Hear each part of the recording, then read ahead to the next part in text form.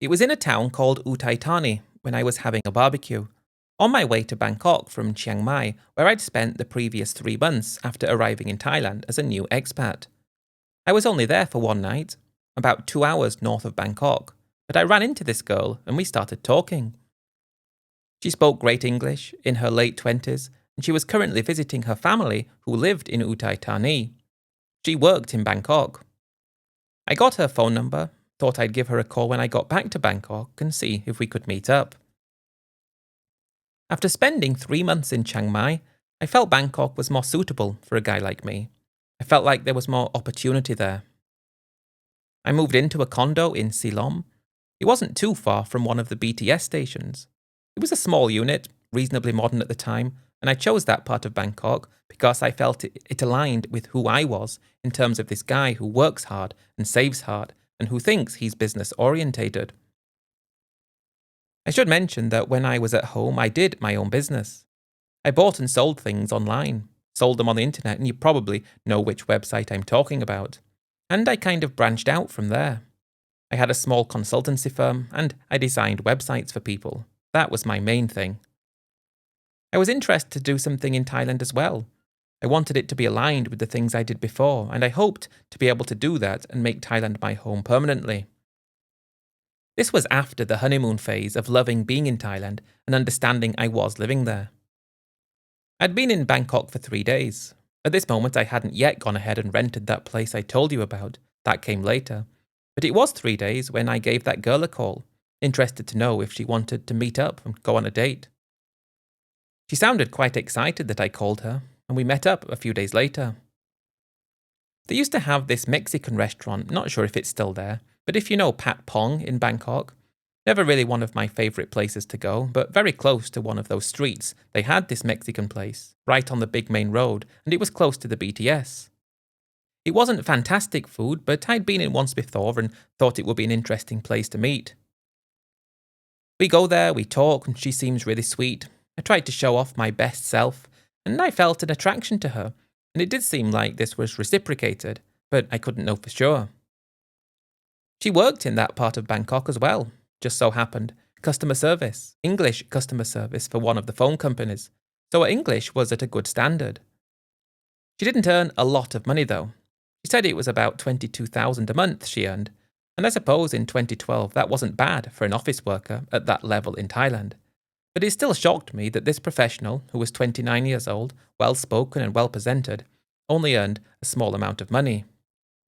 For 22,000, she was living in a basic room and didn't have her own transport, and she gave a little bit of money to her family. Just 2,000, she said. No kids, just to help her parents, and she didn't have much left for anything else. We spent quite a few hours in there having a good time, and we arranged another date, and this time it will be her choice about where to go. At this moment in time, I'm not really thinking in terms of earning money. I have enough money saved up for last a long time, but I knew I would get to it. I'm just getting to know things and mixing with people and trying to actually get to know more people. I was never someone who liked to go to the bars. I mean, I like to go to the bars for a drink, but there's a difference, isn't there, between a bar and the sort of bars that you go to in Thailand. And the reason I'm saying that is because she said she wanted to go to a bar to meet next. This was actually a swanky type of place, and I noticed more of them being built in Thailand as time goes by. They also served food there, Thai style, and it was great. One thing I loved and still love about Thailand is the cuisine. I think it's one of the world's best cuisines, and this place had great Thai food, and I was introduced to many dishes I'd never tried before. But I am liking spending time with her. I think she's liking spending time with me, and we have a few drinks after the meal. I'm not a very forward kind of guy. I'm someone who will not really act on impulse. What I'm meaning, though, is I'm not really that impulsive in terms of a relationship or acting on urges that you might have. I always liked to play things cool and tried to keep my head about me so as not to run before I could walk. As much as I would have liked to have continued that night further into the night, I was of the understanding that, and had been throughout the course of my life, that if I tried to initiate anything, then it would be as if I owed something, even though feelings were reciprocated. I was always very wary, so anything would have to be her idea. I was just good with saying, "Had a great evening, let's meet up again." As a guy, I always felt that it was my job to try and be different to the other guys in the sense that I'm not desperate. I found in the relationships I had, never a serious relationship, but if I took a step back and didn't look desperate, it actually worked in my favour. So that's what I said that evening. Let's meet up again sometime. And she said, oh, can we not stay out a bit longer? Let's go somewhere else. So we went for some cocktails at a place she recommended, and I'm going along with everything. I'm not letting her lead the way. I'm leading the way in the sense that I'm trying to be very blasé about things. And it worked to my favour that evening because she said she wanted to show me where she lives. That was fine by me, and it was a great evening, and I started developing feelings for her. And I was trying to get my head straight, thinking, you're not making money at the moment, you're eating into what you've got, you need to get your affairs in order first. But I felt something for her that I hadn't really felt for anyone else before, so we just started seeing each other very regularly, spending more time together. When she's not working, we'd go out, and when she was working, I would start to think about what I could do. In a way, I think I would have made a great YouTuber. Just the business of living and showcasing Bangkok would have been an amazing thing to do, but I guess I was a little bit too early for that. Probably a month after seeing each other, I'm starting to feel like maybe she's the girl I'd always thought I would never have. At this point, I got an education visa because I started feeling like I would be living in Thailand forever, and I wanted to learn the language. It just so happened that you could get this visa to go along with it, so it was very convenient. I loved learning the language. It was tricky, but I always felt like just try and people will appreciate it. But I don't know if that's true or not. I go to the school quite regularly, probably an hour a day to start with, and it's going well for me, and I'm meeting other people and finding out about other things. I was always interested to get to know people from different places. I'm also spending more time with her, and things seem to be getting more serious. She seems to be the one who's pushing for more things and more forward. I haven't really told her how much I had in terms of my finances, because that's not something you talk about. But because I wasn't working at the moment, 45 I was by the way, maybe she just assumed I had a lot of money. I don't actually know. After that first month, we're both, I think, quite serious, but not yet ready to take things to the next level in terms of moving in together. But it was probably over the course of another month, and I find she's coming to my place a lot more, and she just says to me, wouldn't you like me to move in with you? I'd thought about it, but I hadn't spoken with her about it. I suppose it would have been great to have her live with me. I didn't feel like the age difference was too extreme. At 45 and pretty active and healthy, and with her being 29, it didn't seem too bad. It was on one evening, though, when we went out and had a great time and went back to my place, that we kind of decided that yes, she could move in. She was working so much, so would be out most of the days, or perhaps that would give me a reason to start finding and looking into something to do to make money. Even still, it was quick, with her moving in only 2 months after dating, but it starts out okay. I think I've ticked off most of the boxes that you have to be careful of in Thailand. Number 1, did she work in a bar? No, tick. Number 2, did she work in a massage parlour or walk on the streets? No, tick.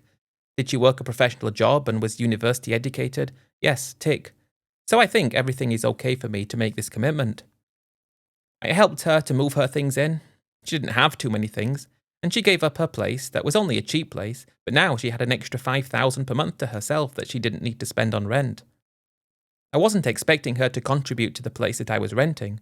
I wasn't expecting her to pay for anything when we were together in terms of going out or expenditure, and I was happy with that.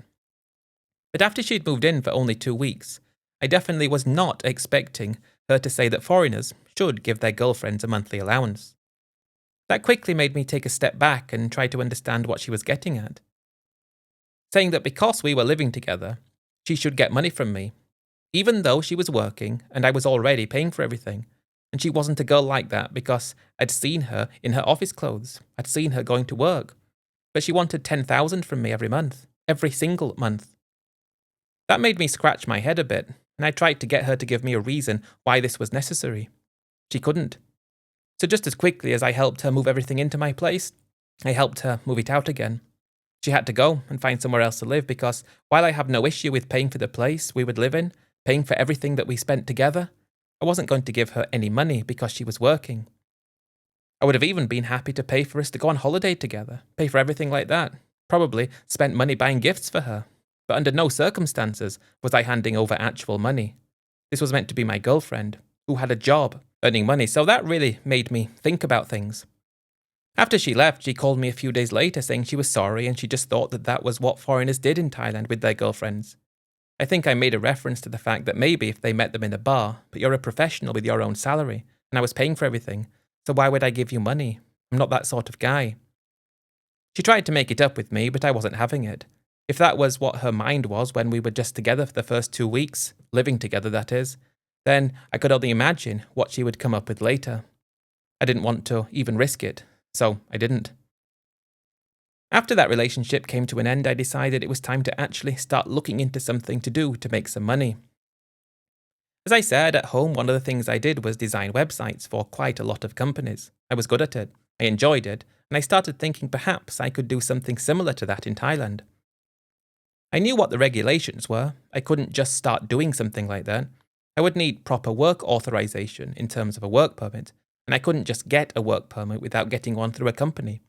If I had a company, I would need to have 4 Thai staff employed to get me the work permit. So it was a bit tricky thing to get around because it was difficult and I didn't want to make that big an investment. I do understand it though. They want people to invest money in the country, which is fine, but I wasn't ready to make that kind of investment. This was before many people who went to Thailand did the digital nomad kind of thing that you see today. I don't like the term digital nomad because occasionally someone has called me that. I actually decided to start the idea doing what I did for people at home. I felt like all I needed to do was pick up the phone. I could get a subscription to Skype, which wasn't too expensive, start calling businesses just like I did when I was at home, calling people in my own country, that is. And if I got a sale, I could do that and then get back on the phone. Just pursue what I wanted and try and actually work in Thailand while doing it for clients at home instead of Thailand. Why wouldn't that work? What would be the difference to doing it from home like I used to do? It doesn't sound that revolutionary or groundbreaking, and it wasn't. Many people did similar things at the time, but it wasn't talked about or shared in a way like it is today. Guys kind of stumbled upon this kind of thing by themselves without it being shoved down their throats by people who seemed to make their money selling the idea of being a digital nomad to someone through an online course. So I guess it doesn't really matter. I just don't want to be called a digital nomad because I hate that term, and I never considered myself to be one. I did get myself a subscription to Skype, so I could call my own country, and it was affordable. And I started getting long lists of people to call and the companies that they worked for. And it was like, let me go, let's do this, let's try and make some sales and sell some websites. I just kind of started. And I did start. Calling and calling and calling, and I probably called 500 companies back at home. These were numbers I found on their website that they currently had, small companies, and I was talking about my services and what I offered and gave examples, and after that I got a sale. Felt amazing, $1,000, and it was for a complete website redesign as well as managing that on a monthly basis. That was the moment I realised that in a way I felt like I cracked some kind of code. Still in 2012, I was living in Thailand, and I'd just made $1,000. It probably took me 40 hours on the phone, an unlimited subscription on Skype, which wasn't too expensive, but that time spent got me that sale, and it was starting to make me think that yes, I can do this. That was how it began for me, making money in Thailand. I just called and called until I got a sale. 3 months, I think, after that, I was probably making $3,000 to $4,000 a month. It got harder. The more clients you get, the more time you have to spend on the websites and the less time you can spend calling. But I felt like I developed a happy medium.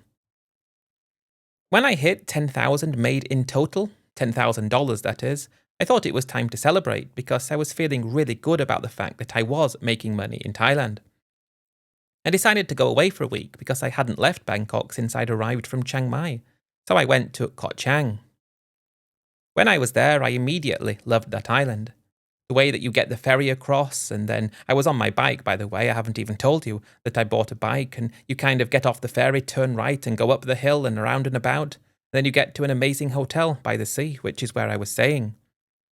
I used that week to start thinking bigger though, how can I take things further than they are at the moment?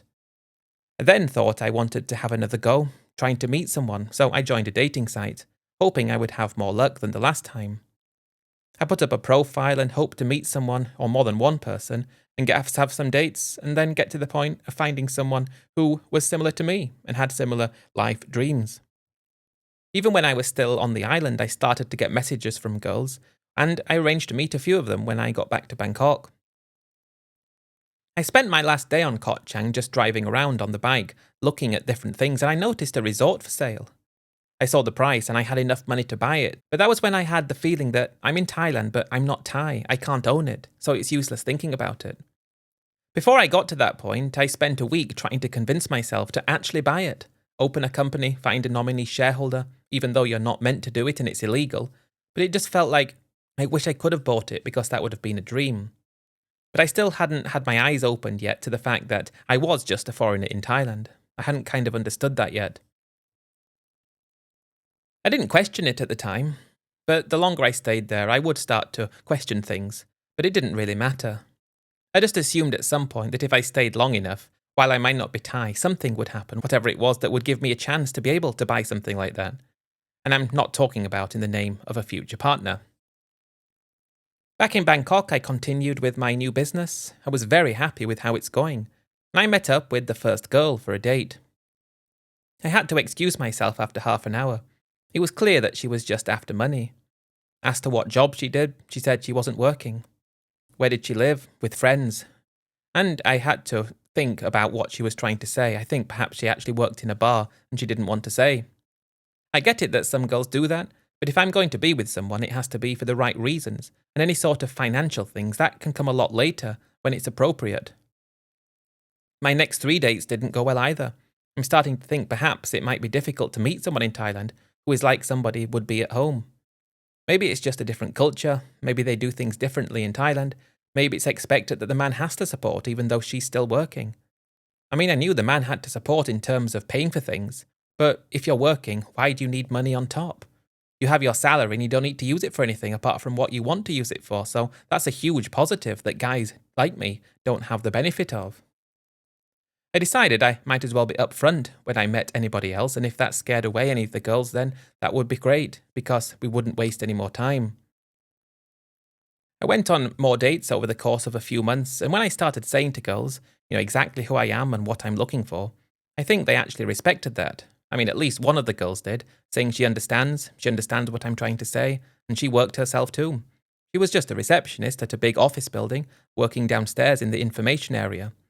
She had okay English, but I'm already picking up Thai, and I think I can speak Thai better than she can speak English, so we speak Thai together. She was 31. She had a kid, which wasn't a deal breaker, but her kid wasn't living with her because she was working in Bangkok, and she was from Ayutthaya, and her kid was living there with her parents an hour north of Bangkok. I guess that's a typical tale. I wasn't looking for someone who made a lot of money. I wasn't expecting or even thinking that that was a possibility. I just wanted someone who had a respectable job and who didn't degrade herself for money. The first thing I said to her, after we introduced and said hi, and I told her up front, and I'm smiling at the same time, saying I'm looking for a real person who doesn't want money out of me straight away. I told her about the instance of that girl that moved in with me, who seemed to have a reasonable job, and as soon as she moved in, asked for cash, and I never expected that. And she said that she wasn't like that. She's not like that, and she didn't appear to be. She even offered to pay for the first meal. I declined, I wasn't about to let her pay for that. But it was a really good first date, and we arranged to meet up again, and it goes on for a number of weeks. Nothing other than going out for a date has happened yet, and as I said, I'm not the type of guy who will cave into any urges, always play it cool and see how things go. Probably met up 10 times across the course of a number of weeks. I'm having a good time with her, she seems to be having a good time as well, but she says to me, that last time, I think you don't like me. Why do you think that? She said that why don't you want to do anything else? And do you? I asked her. And without really saying anything, she grabbed my hand, I paid the bill, and we go back to my place. And it was like I felt she actually liked me and cared about me. She knew who I was, she knew what mattered to me, she knew the things I was prepared to accept, she knew I didn't want to be taken advantage of, and I thought she actually liked me. Things progressed with her quite quickly. After knowing her for a few months, I actually felt like I loved her, which was something that I felt very rarely. It seemed that she really cared about me as well. She moved in. Jokingly, because of course we're very friendly with each other, I said, remember what happened when we met up the first time? And she said, yes, I'm going to take everything. And she started laughing, joking, and I knew it was a joke. She's still working after she moved in. I'm still working really hard and I'm bringing in quite good money. I still had my company back at home, so I was putting any income into that and then transferring it over to Thailand as and when it was needed. All my actual money was still at home. It felt bad in a way because after I sold everything to move to Thailand, I had all that money sat there and it wasn't invested in anything. I didn't know what to invest it in, so it was better to leave it sat there. Don't do anything stupid with it, and it was there as and when it was needed. I did often have to take a step back to think how fortunate I was to actually be in the position I was in, though. That move to Thailand, and I'm there, living there, making money there.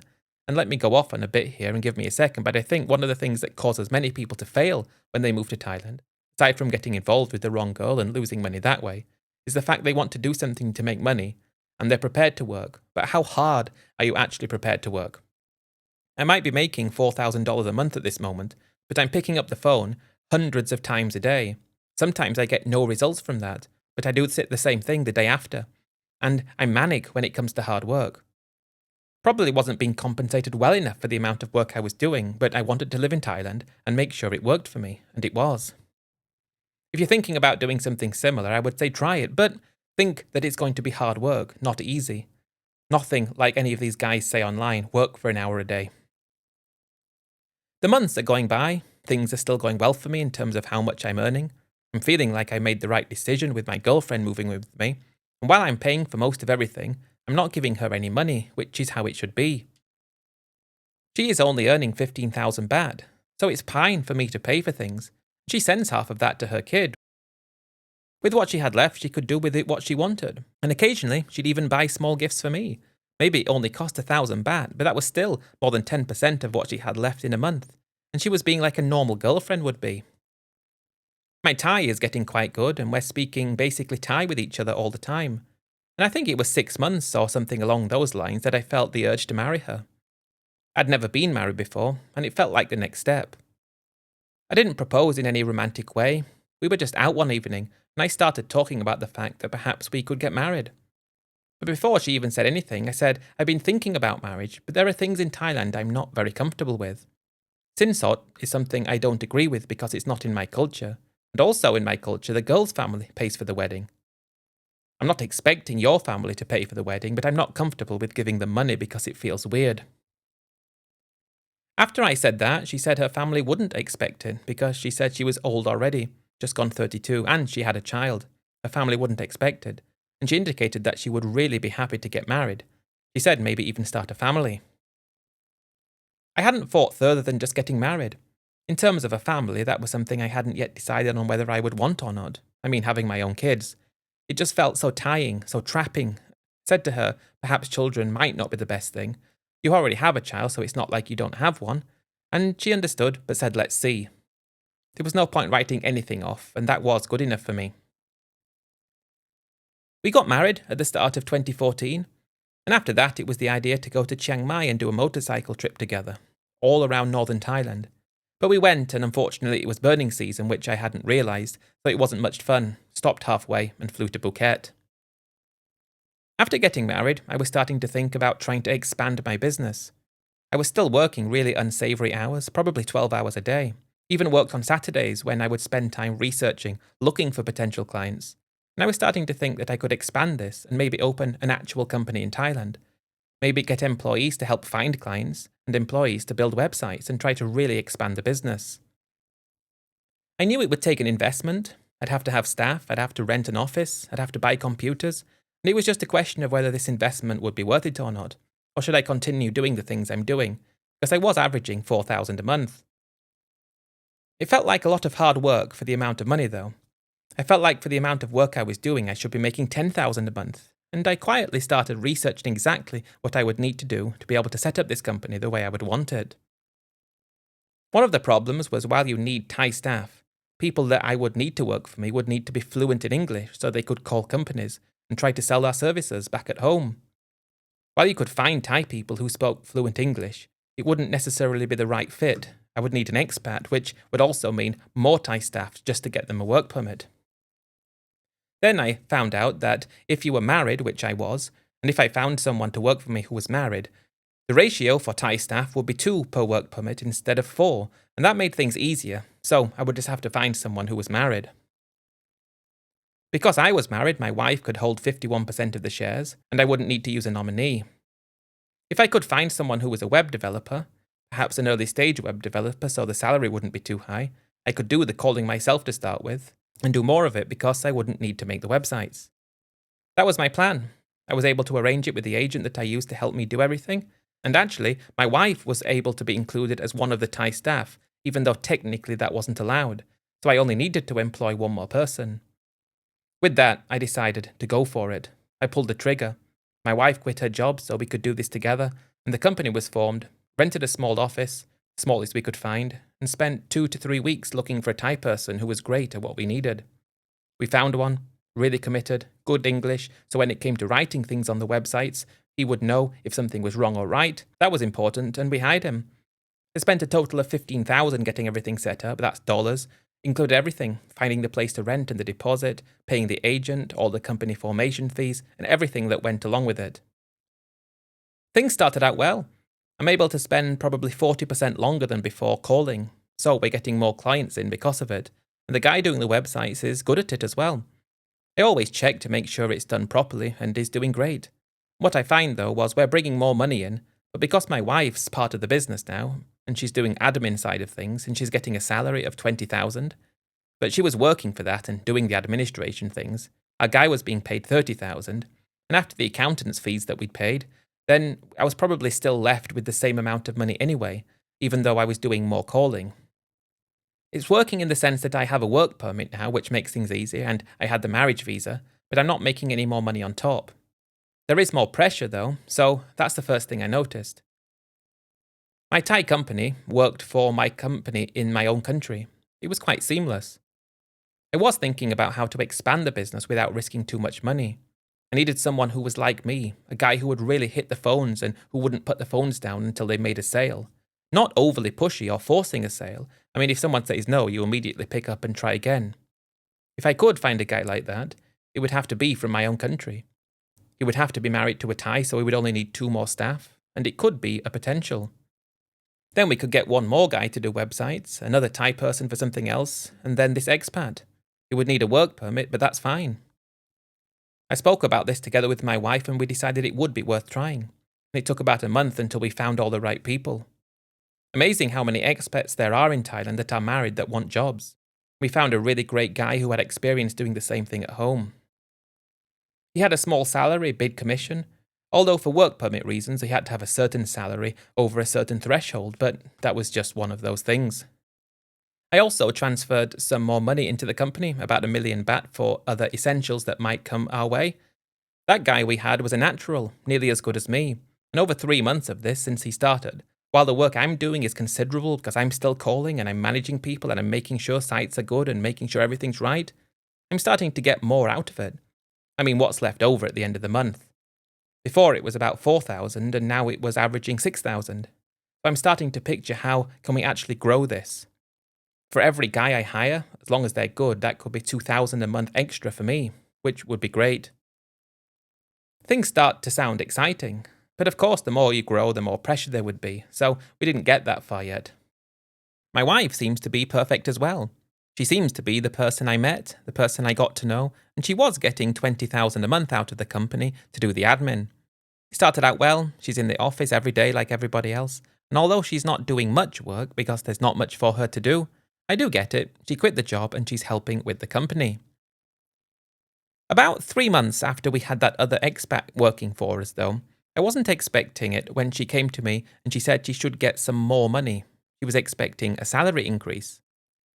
I thought the fact that she was getting what she was getting, plus not having to pay for anything, was good already. What I was getting out of the business was a salary that would see me paying as little tax as possible, the minimum I could use to get the work permit with. And that was fine. But she asked for 30,000, saying that the business was growing and she thinks she needs it. I didn't know how to react when she said that, because up until then, I'd always thought that our goals were aligned. We're growing this business and I'm only taking out of it what's needed and trying to let the rest grow inside the company to make a profit and then we can expand and do more things. I did think, okay, she's never asked like this before. She's always seemingly being on my side with things. So if she asks for this, then I don't mind. She can have 30,000 instead of 20. Let's make sure she continues doing the admin side of things because we needed someone to do it anyway. Very basic work, but even still it needed doing and I didn't have time to do it. With that agreed upon, things continue going well. We had another great 3 months. The amount of work that I'm doing is crazy. I'm not quite burnt out yet, but I'm not far away. The guy we've got working for us doing the calls is doing a great job as well, working hard and making a great commission. And the guys we've got doing the websites, they're doing fantastic too. After that 3 months though, my wife starts talking about the fact that we're making money, the company's growing, we should buy a place to live. She kept saying renting was a waste of money. And I also had that mentality, but when I was in my own country. In Thailand, it seemed like buying somewhere to live was a bad idea because there appeared to be countless empty units all over the place. Therefore, it wasn't necessary. It seemed to be a buyer's market, not a seller's market. If you buy somewhere, you can't take it with you if you want to move anywhere else. But she didn't want to hear that though. She starts talking about other foreigners and other Thai girls, and I don't know what's happened to her. From the moment we met up until about 3 months before this point, after I'd explained who I was and what I was looking for, what I was interested in, she'd been that person. But now I don't know if she thinks that she owns some of the company and she's entitled to more. I don't know what it was, because she's feeling, or it seems to be that she's feeling that it's okay to start asking for more things, even though she knew everything to start with. Perhaps she thinks she has got a big enough stake where I will be worried about things if I don't agree. This is my ultra-pessimistic mind, my paranoid mind. It could also be the case that she's my wife and she's just expressing her opinions that it might be a good idea if we had a place to live. My problem was, if we were to have a house, I couldn't own it because I wasn't Thai. We couldn't jointly own it because I wasn't Thai. And after looking at condo units, the size of the condo I could actually see myself living in, well into the future, was way, way too expensive. I didn't want a cheap, small condo because I would think that I would want somewhere else in the future, and I couldn't be guaranteed of selling it. I was happy to talk about things with my wife, and she kept saying how it would be better for the future, but I didn't want to feel like I was being unreasonable and just say absolutely not. I did agree to go and have a look at a few places with her, see what we could have for the budget, and it would appear that we wouldn't be able to get a condo of a suitable size just like I planned. There were lots of great houses. We saw some very nice ones. That would have meant travelling though more than 30, 40, 45 minutes a day to the office, there and back, probably even longer. So I tried to put the idea to bed and I hoped my wife would agree that it was a bad idea. She said she did. She said she understood it fully, and I thought that was that. Things are going well with the business. It's doing well. I'm starting to think about hiring more people and expanding. Probably a good 4 months or so since we had that conversation about buying somewhere to live, and I did think that it had been decided that it wasn't a good idea for the time being. In the future, who knows, we can see when it comes, but now we need to concentrate on the business. That's what I thought we'd agreed to. But one day my wife wasn't in the office, she'd gone to do some things. I got home late because I was always calling probably till midnight, 1 or 2 a.m. I got home and she was always waiting up for me and said she had something important to say. She was really smiling and happy and I thought it must be good news. She said, "I hope you're not mad, but I bought a house." I thought she was joking and I laughed, saying that's not possible, why would you buy a house? But she was serious. A new development about 40 minutes away. She said she got approved for the finance on it, paid 100,000 as a deposit and the house cost 3.5 million. She'd gone and bought a house without asking me. I was sure when you did something like that in Thailand, if you were married, you had to do things together. While I couldn't own it, I thought I had to sign some paperwork, but she said she could do it by herself because she got someone to help her and she thought that I would come around to the idea now we had the house and she was able to get the mortgage. Because she was getting this 30,000 salary out of the company, she was paying proper tax on that, all the payslips and bank statements and everything like that. She got it based on that fact. So, in a way, giving her that extra money made her be able to do this, which made it worse. She'd taken out the mortgage over 30 years. Granted, it could have been paid off early and you could pay less interest, but the payment was 17,000 every month. I didn't get upset because I thought there was no point. I just thought if you wanted that house, fine, you've got it, enjoy it. We can't live there now because it's too far away from the office, but we can go at the weekends sometimes, and if you feel good about having it, great. It was a huge betrayal, just doing that completely behind my back, but fair enough. If it makes her happy, great. From there we went to bed, and I didn't care because it didn't matter. She'd saved up that money for the deposit, and she could use that and her salary to pay for it. Fine. Again, what I was not expecting, about a month later, was for her to say, this was at the end of next month after she'd had her salary and everyone in the company has had the salary. I wasn't expecting her to say, please can you give me the money for the house? 17,000 baht. That was when I had to think, hang on, did you think you bought the house and I have to pay for the mortgage even though you're still getting 30,000 and I'm paying for the rent where we're living? Surely you can't think that. She said, yeah, I told you we bought the house and I got the mortgage on it and it's 17,000. You didn't tell me you expected me to pay for it though. Where did you get that idea from? You're my husband, you have to pay. I didn't want it. I told you now wasn't the right time to buy somewhere because we don't know where we want to live in the future. We don't know anything about anything yet. And it's not like we can just sell the house easily if we don't want it. It doesn't work like that here. We had a huge row. I couldn't believe it that she'd expected me to pay for it. That would have meant she was getting 47,000 a month when we were meant to be building a business. I don't have any problems with supporting my wife, but I do have a problem being taken advantage of. A 30-year mortgage and she expected me to pay 17,000 a month for a house I wasn't living in. It's difficult to comprehend how she thought it was going to happen. I went to the office the next day and just thought that she understood that she had to pay for it, and she even said she did. However, what she did next was probably even more stupid, and I don't know if it was because she was trying to force my hand or something else along those lines, but after she said she would pay for the house, while we're not as okay with each other as we were before, things are getting slightly better again until she says that she can't pay for it anymore because she's bought a car and that's on finance as well. Why they gave her finance so easily for a car just after she's got a mortgage for a house, I don't know, but they did. And the car was 12,000 a month, and she said she can pay for the car, but I have to pay for the house because she doesn't have enough money to pay for both of them. I couldn't believe it when she did that, because it was completely unnecessary, and the thing that hurt the most was I tried to explain to her when we met the type of person I was, what was important to me, and what was important to me was not being trapped, not being stuck, not being forced to pay more than I should be paying for something, not feeling like my wife is with me for money, feeling like my wife is with me for the right reasons. And over time, the longer we stayed together, the more comfortable I was feel to give more, yet she was trying to force my hand. She'd bought a house and now a car, and the only reason I saw her for buying the car was to make it look like she can't afford to pay for both of them to get more money out of me. We had another huge row. She said we need the car now we have the house because it's a long way away. But we didn't need any of them. So we're having a shouting match, and I start to think, is this a Thailand thing or a woman thing? Because I don't get what is attractive about giving yourself commitments that tie you to things. Thailand taught me the exact opposite of that. Thailand taught me that you don't need material things, you need your time, you need your freedom. And I don't know how to react to this because she bought these things. And she could sell the car easily but lose money on it, but the house, that would be very difficult to sell. I didn't know if I should just accept what she'd done, tell her how upset I was and accept it and hope it never happened again. Or just tell her, I have no idea who you are and what you've done is completely misaligned to the future we talked about before we got married, before we even got serious. You knew me and what was acceptable. What you did was awful.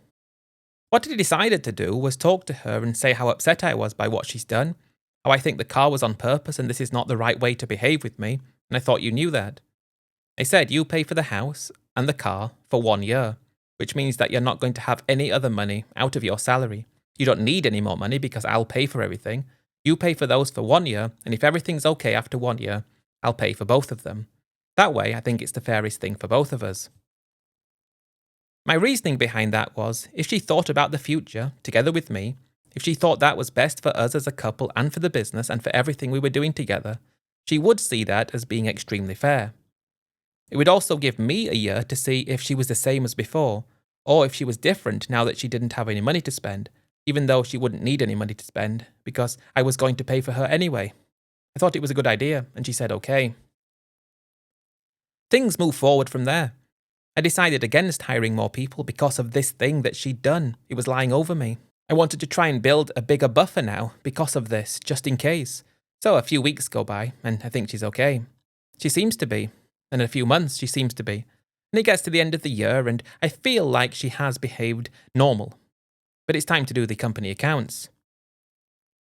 The accounts were done by an accountant. The accountant did everything for me. I paid them a lot of money to do that in terms of the yearly thing and the monthly thing. So I send everything across, and then a few weeks go by, don't hear from anything, and then they call me up, saying that some money is missing from the account, that we don't have receipts for. I thought that can happen. What are the things though? Maybe I bought a computer, I forgot to put the receipt in, or I had a replacement office chair I bought and I forgot that. Something basic. But they said 500,000 baht was missing. Money was going in and out of the company all the time. I left everything to the accountant to do, and when someone needed to be paid, it was all done online by the accountant because I paid them a lot of money to do that because they knew what to do. I could sign at the bank, I could go to the bank and withdraw money if I wanted to, but I'd not been to the bank. My wife couldn't sign at the bank because she didn't have access to do that. She wasn't a director. But 500,000 was gone. Do we know which account this went to? We do. This account number. It was my wife's bank account. How had she done that? She didn't even have access to be able to do that.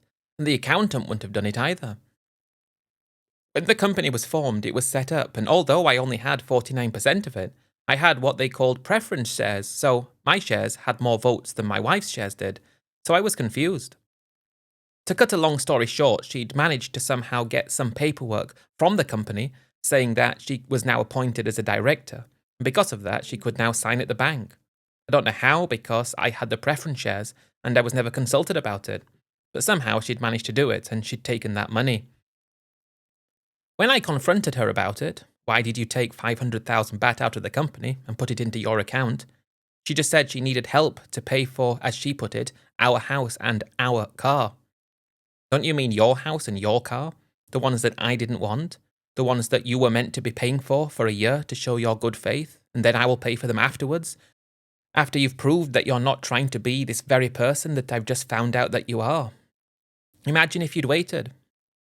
She didn't get upset, saying she was sorry. She didn't think I would notice, though. How would I not notice 500,000 baht? The accountant is there to do this job. Every year, you have accounts done, and if something happens, they find it. They're professional. She just kept saying she was sorry, but she really needed it. What did you need it for? That's what I didn't understand yet, because what did she need this money for? You were getting 30,000 out of the company, and you were paying for the car and the house, and you wanted both of them, which I didn't want. She said that you know that I send money to my child every month. Yeah, I know, you sent half of your old salary there every month, 7,500. What you should have done is said to your family, I can't give you this for a year. If you did that, it would have been better for everyone in the long run, because you can prove to me that you're genuine and not out for money.